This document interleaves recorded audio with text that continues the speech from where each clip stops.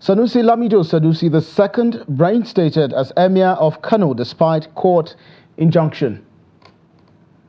Boko Haram terrorist commander, 5 others surrender to troops in Borno. Court seizes $4.7 million, 830 million naira other properties recovered from former CBN Governor Godwin Emefiele. And on the international scene, International Court of Justice orders Israel to immediately halt Rafah offensive. A very good evening and welcome to the News Hour on Trust TV. My name is Sagir Ibrahim. Now, nearly 24 hours after his reinstatement, Emir Muhammadu Sanusi II has received his reappointment letter as the 16th Emir of Kano. This follows the State Assembly's amendment of the State Emirate Council law on Thursday, which favored Sanusi's return to the throne of the Kano Emirate. Trust TV correspondent Idris Jibrin was there and now reports.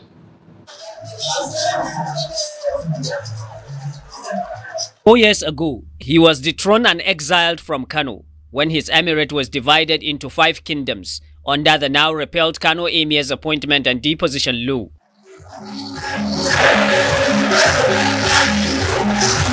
In a colorful and festive celebration, Emir Muhammadu Sanusi II has returned to receive his reappointment letter as the 16th Emir of Kano, replacing Amina Ado Bayero, who has been dethroned by the state government. In consonance with the Kano Emirate Council's referral law 2024 and supported by the recommendations of the Kano Emirate Council's kingmakers who are here with us, I, Governor Abaki Yusuf of Kano State, have the singular pleasure to confirm the appointment of Sanusi Lamido Aminu Sanusi as the Emir of Kano and the head of Kano Emirate Council. While presenting the reappointment letter, Governor Abba Kabir Yusuf confirmed that the Emir Sanusi's reinstatement followed a bill passed by the State Assembly, which he subsequently signed into law, paving the way for the reorganization of Kano Emirate. Your reappointment to the coveted throne of Malang Ibrahim Dabo was guided by our collective and careful judgment about your competence, credibility, proven intellect, and your popularity, not only in Kano State or Nigeria, but across the globe. Receiving the reappointment letter, Emir Muhammadu Sanusi II assured the governor that he will do whatever it takes to restore the glory of the Kano traditional kingdom. He expressed his gratitude to the governor and the people of Kano State for their prayers and patience over the last 4 years since his dethronement. Hundreds of Kano residents have turned out to celebrate the return of Emir Sanusi as the dethroned 15th Emir Amina Ado Bayero joins other emirs in vacating their respective kingdoms. Idris Jibrin, Trust TV News, Kano. And earlier, before the reinstatement, a federal high court in Kano has issued an order preventing Governor Abba Kabir Yusuf from reinstating Emir Muhammadu Sanusi II until a suit challenging the reinstatement is resolved. The order also opposes the dissolving of Bichi, Gaya, Karaye and Rano Emirates. Justice A.M. Liman directed all parties to maintain the status quo until the case filed by Sarkin Dawaki Baba and Aminu Baba Dan Aguni is decided. The court allowed serving documents on the Inspector General of Police in Abuja. The defendants include the Kano State government and various state and security officials. The next hearing is scheduled for June the 3rd.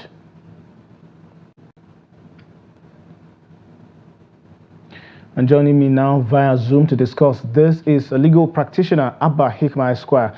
Good evening and thank you for joining me on the News Hour. Well, some would describe this as basically a scene from a movie if this is this wasn't happening before our eyes. But then again, walk me through your thoughts when you first, heard that they had proceeded. The Kano State government, of course, had proceeded with the coronation of and the handing of the staff of office to Sanusi II, of course. Thank you very much for having me on this program. And my initial thoughts, like you asked, depend on so many factors, about two factors.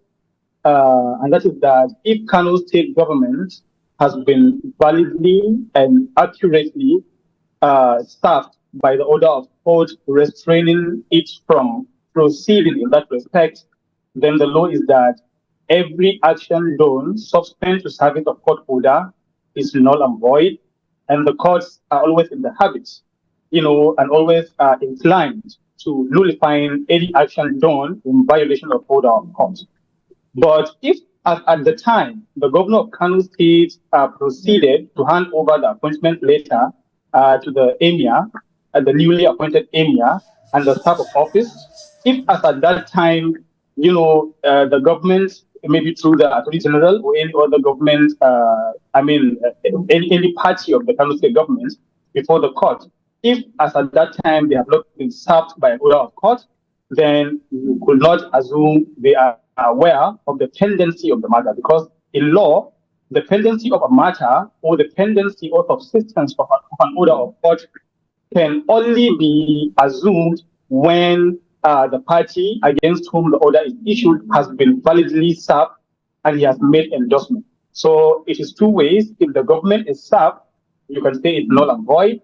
And if the government is not served, as at when the governor was proceeding, then you could say that it has been validly done.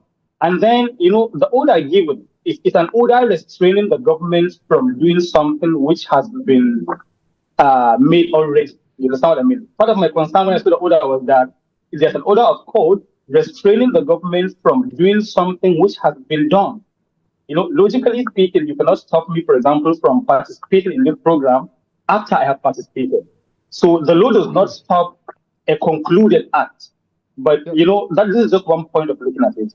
But really, there are other bottlenecks, there are other very serious legal concerns and issues that does not have to do with the order of court, which has to do with the appointment itself. I don't know whether you have time. Another issue here, and that is on the question of whether the order by the court stands in the first instance, because there's also developments that the governor of Kano State had mentioned that the judge that delivered judgment on that very case was actually not in the country. So I don't know if you could walk us through the possibility of the judge being able to enforce judgment, or rather give judgment when he's out of the court and even out of the country. I know in the Federal High Court, there's a 2020 COVID-19 practice direction, which allow courts to sit remotely and conduct their proceedings electronically. Although that court practice direction was issued during the COVID-19, that particular set of legislation or rule of court has continued to apply in proceedings before the Federal High Court, even as recently as this year. So there is a law, there's a rule of court that allows courts to sit remotely. A judge does not have to be around. He can just stay from wherever he is. I'm sure Nigerians are not new to this. Now, if that is what happened, you can say there's no problem, there's no qualms.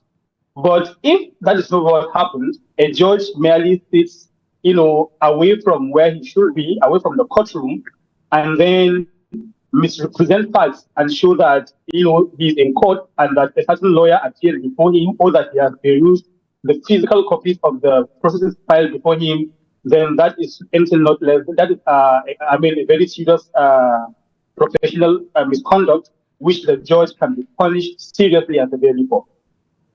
Okay. Now, in this instance, what would you then say would be the next steps now in the instance that, for example, the Kano State government had flouted court order? So what's the next step for the Kano State High Court that gave the order in the first place, and also for those who had approached the court in the first instance? Like I told you before, if there is any flouting of an order of court, any action done in violation of an order of court is null and void in the eyes of the law. And it doesn't have to be this court. Assuming this case before the Federal High Court does not even succeed eventually, no court in Nigeria will validate or ratify whatever has been done in violation of the order of court, even assuming, the case does not subsist. As we stand, there's an order of court which restrains Kano State government from doing anything. And if Kano State government has been served by that order, then Kano State government has a duty in law. There is no discretion here.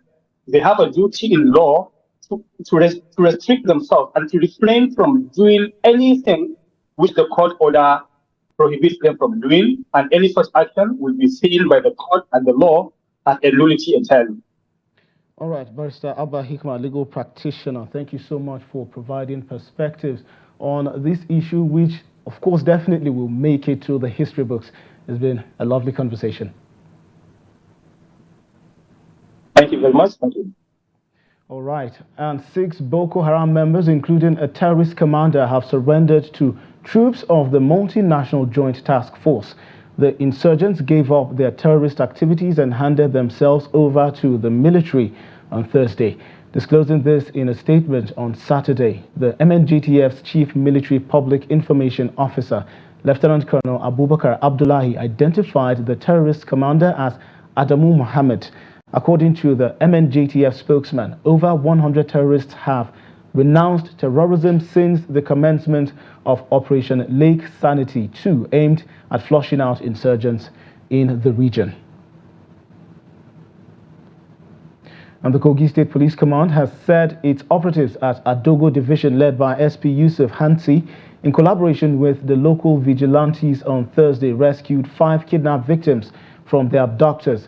The State Police Command's Public Relations Officer, SP Williams Aya, disclosed this on Friday in Lokoja. He said the 5 kidnapped victims were earlier abducted by hoodlums at Ariswari area of Ajaokuta local government in the state. He added that the kidnapped victims were abducted on the 17th of May 2024 while on transit along Ajaokuta Adogo Road. However, the police command stressed further that one Ilyasu Abubakar was shot dead while one other sustained bullet wound on his right chest. And the Anambra State government has announced the release of a kidnapped Catholic priest, Reverend Father Basil Buzwo, and Professor Sidney Onyago of Nnamdi University, Awka, on Friday.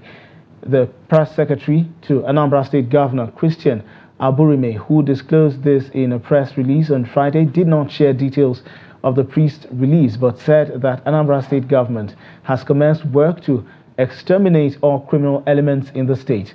The Police Public Relations Officer of Anambra State, SP Tochukwu Ikenga, who confirmed their release, said the Commissioner of Police, CP Nage Obono Itam, has activated onslaught operations on abductors of Father Basil Buzwo and Professor Sidney Onyago of UNIZIC. According to him, they were released unhurt by those who kidnapped them on Friday. The 2 were last week abducted at Nko, close to Onitsha, by unknown gunmen.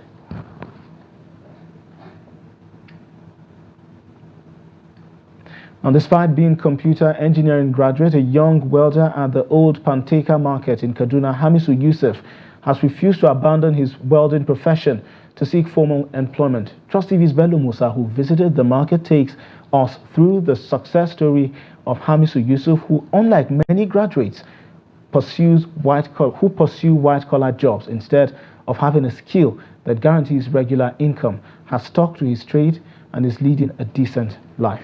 Take a look. After primary education, he took to welding as an apprentice. He then sponsored himself to study computer engineering at the Kaduna Polytechnic before bagging a postgraduate diploma at the Ahmadu Bello University Zaria. Since then, he has continued to develop himself until he has become a master. Engineers, they only design, but they cannot be able to come into the real action, the practical aspect of it. But we can read the theoretical aspect of it, and we can do the work practically. That's the technical part of the work. That's the difference between we and the engineers. They can only design and what's it called? What do I say? They can only design and execute the job theoretically. According to him, the knowledge of computer engineering he acquired in school helped him to improve his work. It helps a lot because now I can automate gates, doors to you in such a way that if you want to enter your house, you don't need to put on physical security. With that automation, once you come, if you want to enter your house, if the gate senses you at a distance of, let's say, 500 meter or 300 meter, the gate automatically opens itself. Venturing into skilled work has been a fulfilling one for Yusuf. With this job you are seeing, I sponsor myself from secondary school to the higher institution. I married out of this business. I get a lot of assets to see from this job, and I train so many people in this job, and I support my siblings also in this job and my parents. With the economic realities biting every sector, these skilled workers are not exempted. Let's say it affects our sector 70 to 80% due to the skyrocketing of prices in the market. People cannot be able to afford the way they afford the product in the market. In the country, to see, we don't have the country is getting short of power supply entirely. So we are facing that challenge too in this our industry. The life journey of Hamis Yusuf is an inspiration for young people to engage in skilled work to better their lives. Bello Musa, Trust TV News, Kaduna. With the current economic crisis in the country, youths in Benue State are adopting creative means of survival. Those who once stayed away from artisan jobs now find them attractive and are even urging their fellow youths to embrace those around them instead of continually waiting for white-collar opportunities. Trust TV's Jimmy Atzande brings us more.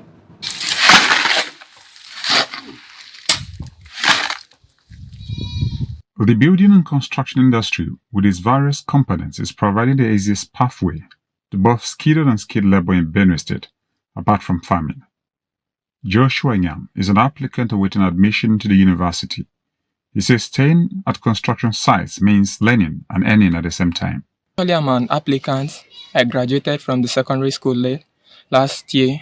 And then, while waiting for my admission, I decided to involve myself in working here in the site, learning how to build and then keeping myself company and keeping myself busy.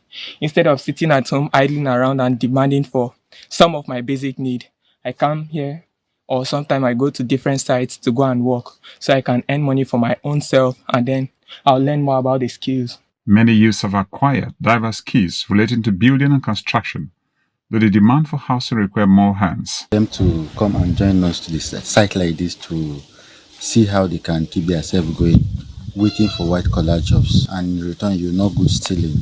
And in this place you can still be learning the skills, building too.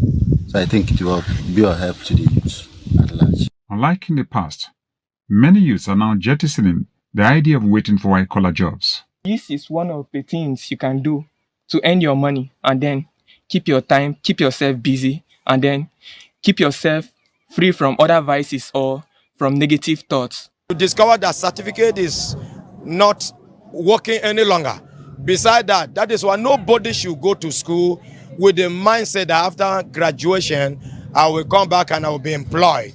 Economists say, in a tough economic climate like the one Nigeria is experiencing, only those with some form of goods and services to offer can survive. Hence, the need for more youths to acquire in-demand skills. Jimmy Azandi, Trust TV News, Makurdi.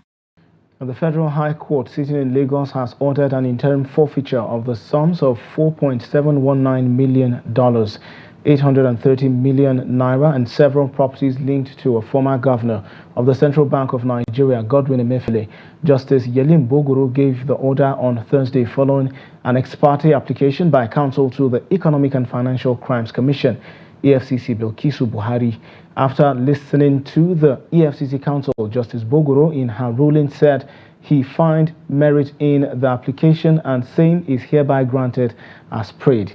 The EFCC had approached the court for an interim forfeiture of the monies and properties under Section 17 of the Advance Fee Fraud and Other Fraud-Related Offence Act 14, 2006, Section 44 Sub 2B of the Constitution and under the inherent jurisdiction of the court.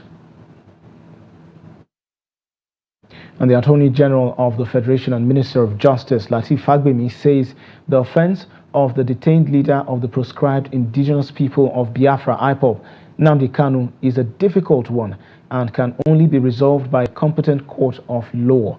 He added that since the matter was already in court, it should be left to the law to have its way.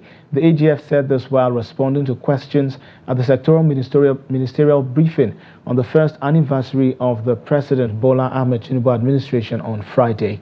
He also pointed out that there was a remarkable difference between Kanu's case and that of Omoyele Sowore. While pointing out that Kanu is being held in accordance with the Constitution, he added that the matter was still in court. The Attorney General further added that the federal government secured 250 convictions for terrorism and other criminal offences in 1 year. The Imo State Governorship Election Petitions Tribunal on Friday upheld the election of Hope Uzodinma of the All Progressives Congress, APC, as Imo State Governor. The tribunal, which gave its ruling in Abuja, also dismissed the petition of the Labour Party and its governorship candidate, Ethan Achonu. In a unanimous decision delivered by Justice Oluyemi Akintan Osadibe, the three-man panel of the tribunal held that Uzodinma's election as Imo State Governor complied substantially with the provisions of the Electoral Act. The tribunal further held that the Labour Party in its petition failed to prove the allegation of overvoting and non-compliance to the Electoral Act. And Justice Uche Agomon of the Ibadan Division of the Federal High Court has fixed July 15th for hearing of originating summons and preliminary objections in a suit instituted by a group of conservationists and the Bodija Residents Association who have kicked against the proposed conversion of the Ogunpa Forest Reserve into a residential facility. Counsel to the plaintiff, Oladipo Olashope, insists that government did not comply with the Environmental Impact Assessment Act or calling for reversal to status quo. Here's the report. A group of conservationists and complaint of residents of Ibadan Association had approached the Ibadan Division of the Federal High Court for interpretation of the Environmental Impact Assessment Act, which they say negates government's recent move. The Environmental Impact Assessment Act says that when any parcel of land above 50 hectares is being converted, there should be an environmental impact assessment conducted by whoever wants to convert the land. So our case is for the court to interpret whether that Ogunpa forest can be converted for residential use without carrying out an environmental impact. Parties to this suit are also challenging the jurisdiction of the court to hear the matter, but in a submission, trial judge Justice Uche Agomon adjourned till July 15 for hearing on preliminary objections and substantive suits. Meanwhile, a cross-section of environmentalists have warned of the devastating impact of logging of the forest reserve, which they say could pose grave danger to the city of Ibadan. 50, 70 years old trees have been destroyed. Even if you plant 1 million trees there tomorrow, it will take 50 years before they reach maturity. Trees which absorb carbon, which hold, stop erosion, which stop flooding, are at least 50 years. So stop the work now. They're going to go on cutting down those trees and they're destroying topsoil. Cutting down forests is like turning back the clock, you know. We're going in reverse gear. And Oyo State needs to understand that they are a part of Nigeria, and Nigeria has a pact to reduce emissions. Well, presently, all we can say is that they keep cutting people living in the end axis, Francis Okedike and co. You keep hearing the noise of felling of trees, even in the night, all day, all night. You just keep hearing the noise of felling of trees. That's the immediate, that's what we see now. Chairman Bodija Resident Association efforts to speak with counsel to the defendant proved abortive, but experts here have urged the courts to determine the case in the interest of the general public. And the federal government has banned the depiction of money rituals and the glamorization of vices in Nigerian films to combat the negative impact on society. This measure aims to reduce the real-life consequences linked to such portrayals, fostering a healthier cultural environment. This move highlights the role of filmmakers in promoting positive societal norms and has garnered support for its potential to reduce harmful behaviors. In this report, Safia takes a look at its implication and also the reasons for this approach. Nollywood movies have become part of the daily lives of Nigerians, providing entertainment, enlightenment, information, and so much more. While there are so many positives from the production of Nollywood movies, there are concerns that some of its content is corrupting the social fabric of the national cinema, especially the value system. The move by the government to ban certain elements in Nigerian movies has generated mixed reactions from the public. During an interview, Happy Julian, a movie producer and Nollywood actress, discussed why prohibiting money ritual and smoking scenes in Nollywood movies isn't the right approach. There's no impact. There's no impact. Now, you stop it. Is it going to stop? Is it going to stop people from smoking? Is it going to stop people from money rituals? Is it going to stop anything? No, it's not going to stop. In fact, it's going to go more. The movie producer also stated that prohibiting these scenes will have no significant impact on the content and themes of Nigerian films. She argues that removing such acts from movies won't stop people from engaging in money rituals and smoking in real life. They should have, first of all, implemented in law by telling people to stop smoking and stop the money ritual, or probably pass a sentence. When you do these things, you're going to get 5 years imprisonment. On the streets of Abuja, many are in support of the federal government's move to sanitize movie content for the betterment of society. Cancel all these rubbish, smoking outside. Before, when I was youth, before you can see a person like this smoking in their head. For where? But now, they are just smoking like say they are drink water. But if you watch it, today's life, the thing is not telling any good. It's not helping issues. Rather, it's teaching a lot of bad things, which children of nowadays are is not inculcating anything good in their lives. While others support the government's decision to ban ritual sacrifices and smoking scenes in Nollywood movies, an FCT resident suggested that such content shouldn't be completely banned since it provides a source of income for some people, while also advocating for parental guidance and control of certain media content. I'm not in support of government banning them because we are equally learning from the acting we are watching. We have learned a lot of things. They have revealed so many secrets. A lot of secrets has been revealed through this acting. So there are lessons we learn from things like this. And though they should ban maybe cigarettes, all those ones because of the children. Speaking on the matter, the National President, Theatre Arts and Motion Pictures Producers Association of Nigeria, Bolaji Amusan, said he will be meeting with members of the association to discuss the new directive by the federal government. Safiat Eneda, Trust TV News, Abuja. Also, Nigeria's educational landscape features a distinct division between universities and polytechnics, each serving different educational and career paths. This division, known as the University-Polytechnic dichotomy, has been a topic of debate, scrutiny, and reform efforts over the years. This week, rectors and provosts of polytechnics and other TVET awarding institutions discussed a proposal to replace the HND program with a Bachelor of Technology degree. Trust TV's Dorcas Yakubu has more. The distinction between universities and polytechnics often lies in their focus and approach to education. Universities typically emphasize theoretical knowledge and research, offering academic degrees like bachelor's, master's, and PhD. Polytechnics prioritize practical, hands-on learning and vocational training, offering diplomas or certificates.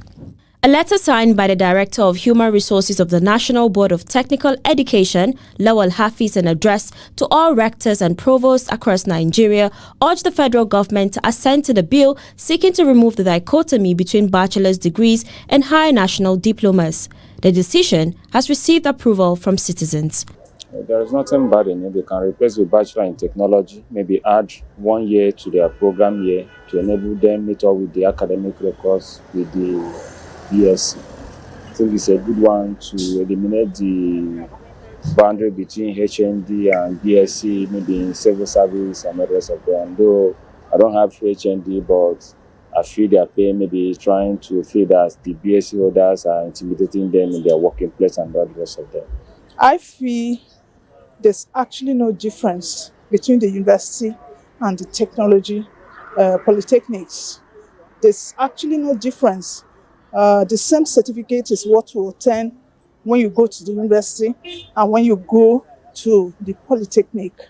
The issue is just the diversity in the award of degrees. But I feel that if people can work with HND and earn that much money as people that have bachelor degrees, then there's no need why there should be diversity. It's a good move in the right direction. Why? Because of the discrepancy.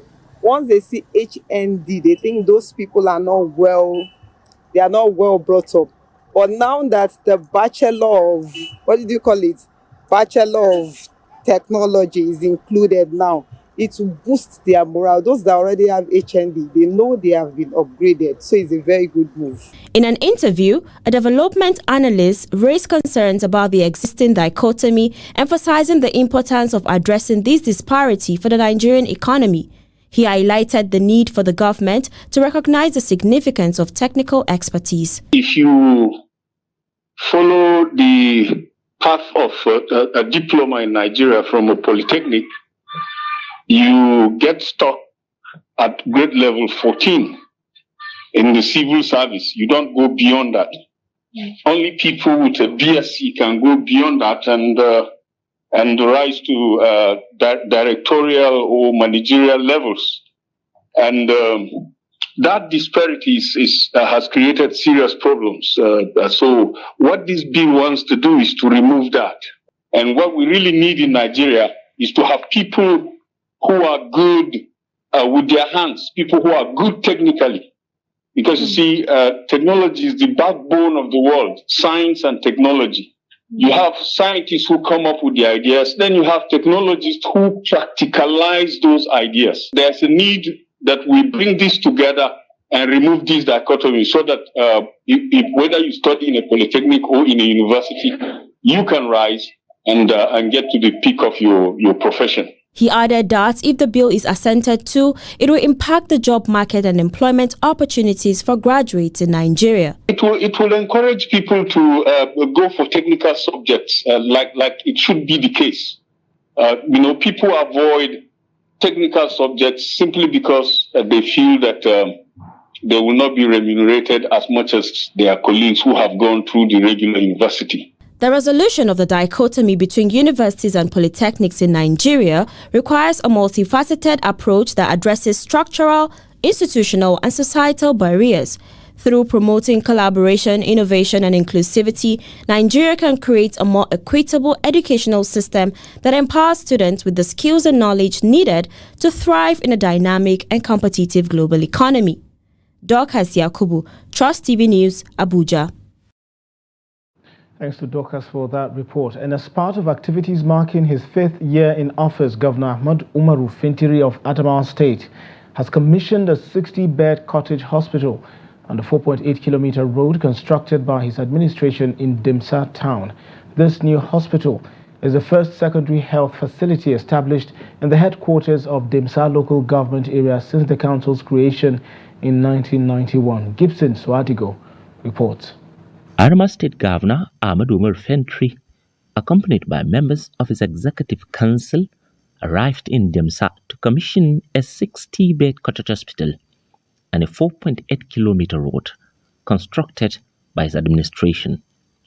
The atmosphere was electrified with performances from press singers and traditional dance troupes, captivating the guest.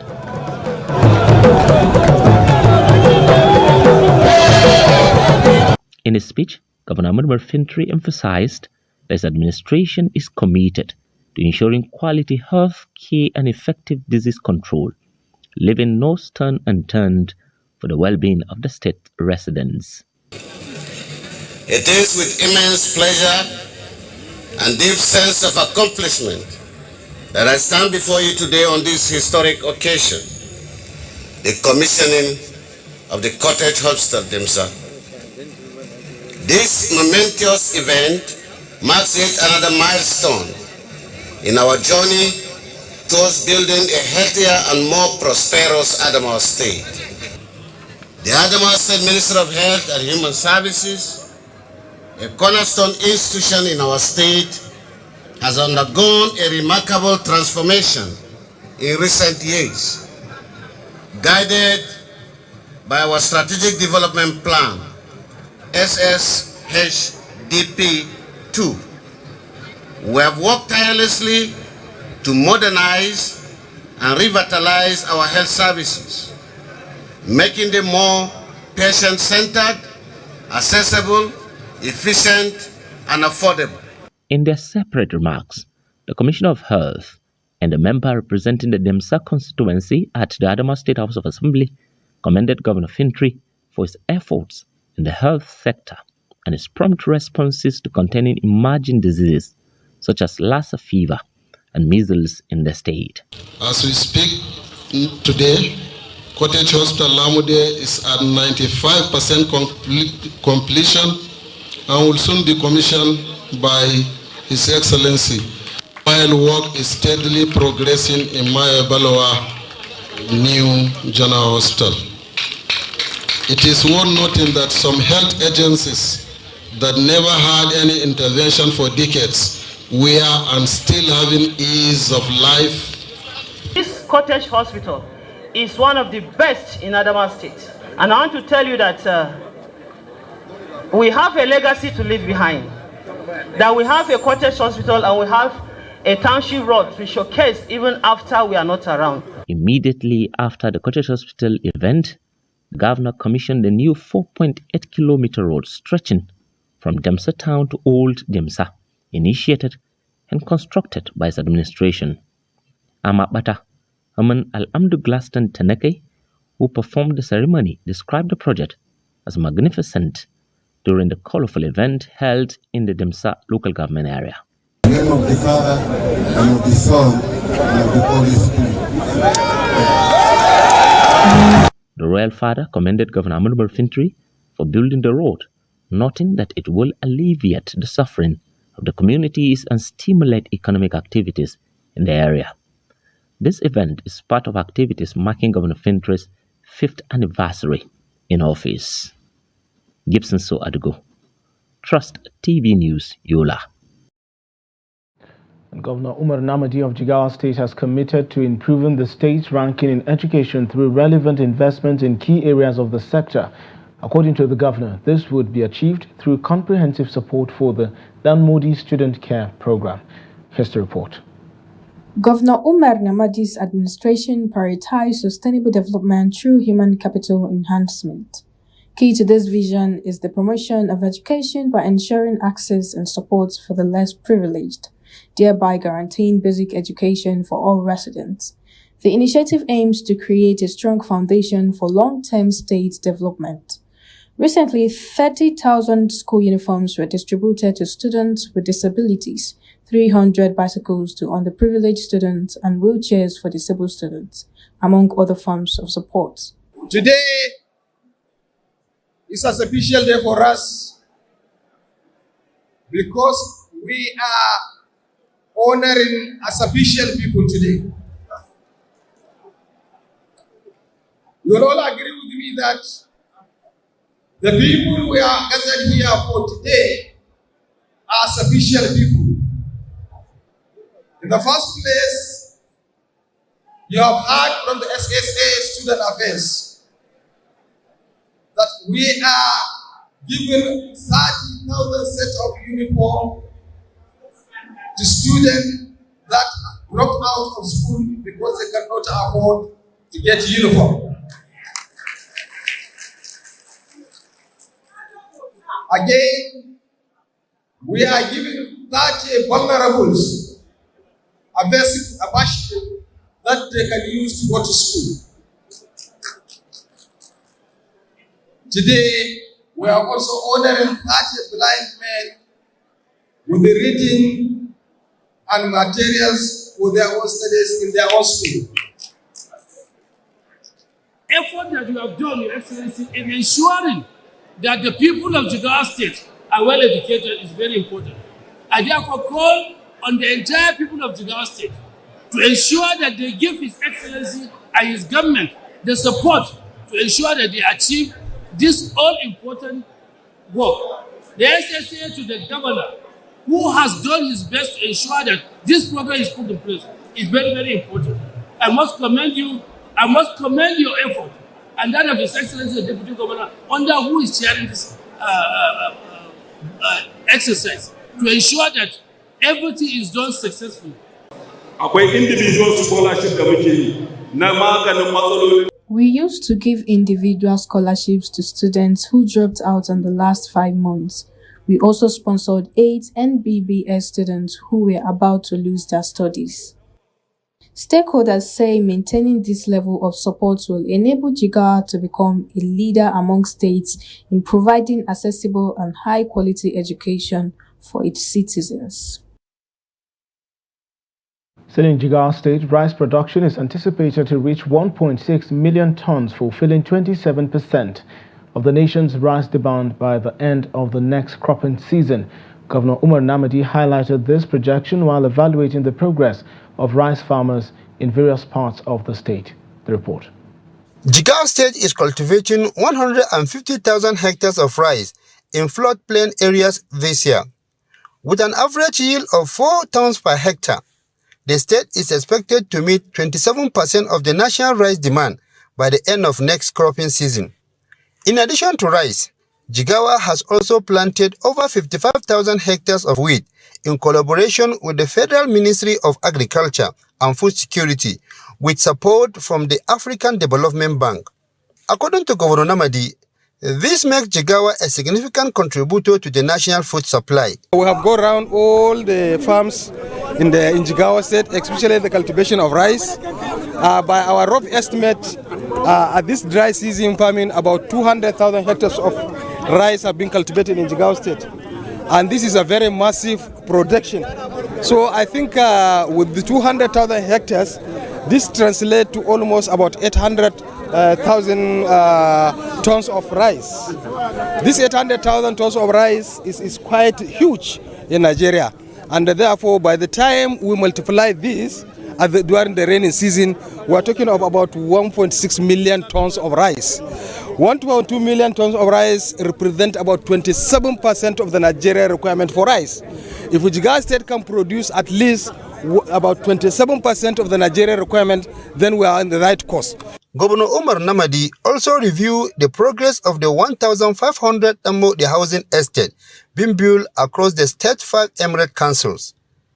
The houses in various stages of completion are praised by the governor for their quality and potential to address the state housing deficit.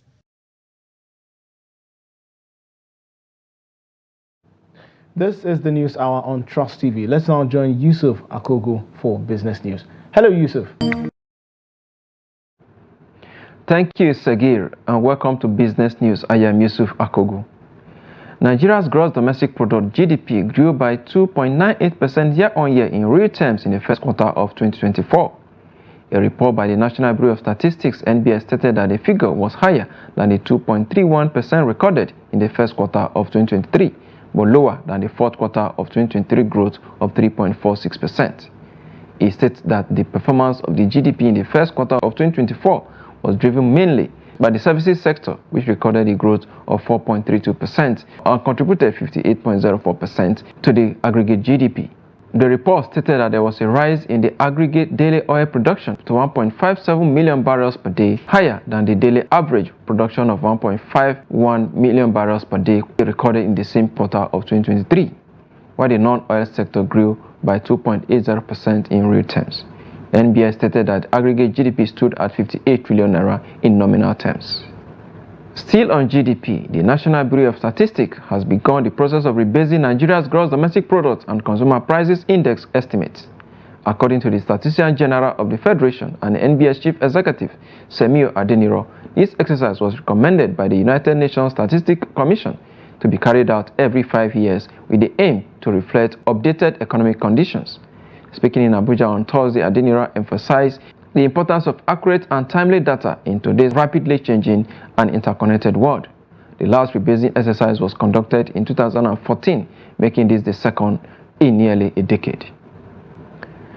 The stock market closed the week in red as profit-taking dominate activities across various counters. Let's see how the stock data went today. Of course, the losing equities there, PZ leading them there by 10% to close at 19 naira and 80 kobo per share. ETI down 9.98% to close at 21 naira and 65 kobo per share. Of course, FCMB also down 9.42% to close at 6 naira and 25 kobo per share. Of course, this has dragged down the market marginally by 0.4%. Volume of trade 769.094 million shares valued at 15.742 billion naira in a list of 7,585 did exchanges among investors today. Of course, if you look at the top trading equities, ETI leading the table there, 504.972 million shares traded, UBA 38.932 million shares, of course, Zenith Bank 24.485 million volume of shares traded. Of course, some equities also ended on the gaining side of the market. Leading that table is International Energy Insurance, up 9.93% to close at 1 naira and 55 kobo per share. Curtis up as well 9.84% to close at 3 naira and 35 kobo per share. Of course, Jais Bank up as well 8% again to close at 2 naira and 16 kobo per share.